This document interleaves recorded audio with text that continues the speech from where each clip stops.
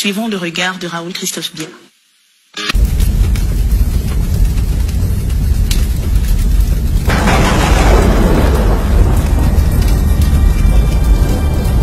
Quand on dit au Cameroun qu'on est tous nés avant la honte, c'est parce que nous voyons au quotidien des choses normales devenir anormales. Il s'appelle Jean-Pierre Amouroblinga. Le somme-loi des hommes-lois est un prisonnier ambulant qui a tellement de cadavres dans ses placards.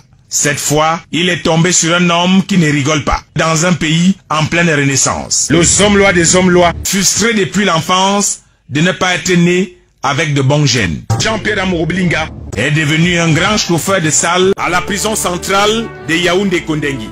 Ses parents savaient déjà qu'il serait un fugitif. Depuis son départ à la prison centrale, les habitations parentales dont il avait promis qu'il les rebâtirait ont gardé la même position acrobatique.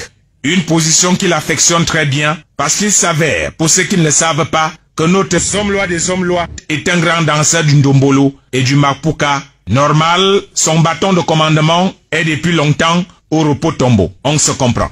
Notre dernière chicotte, utilisée contre ce petit gigolo, toujours aussi rigolo, l'avait pourtant mis hors état de nuit durant des mois. Et toute la République était satisfaite et avait longtemps respiré. Contre ces multiples calomnies et invectives envers les personnalités politiques et même administratives et hommes d'affaires. Mais visiblement, Jean-Pierre Amouroblinga a pris le temps de digérer et de récupérer. Le somme-loi des hommes-lois avait eu tellement mal au point de payer quelques mercenaires au couteau toujours tranchant, passant par les mains pour les chanceux et par la gorge pour les mal-aimés. Voici Jean-Pierre Amouroblinga qui passe le temps à dire du mal sur tous les responsables africains et principalement les personnalités camerounaises, était lui-même en réalité un véritable prophète de Baal qui n'a pour vocation que le mensonge et la calomnie.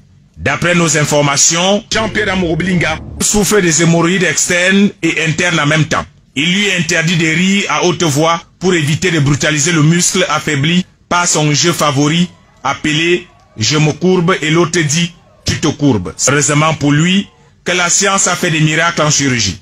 Mais à force de se faire opérer du derrière, à la prison centrale, Jean-Pierre Amouroblinga va bientôt finir en arrière.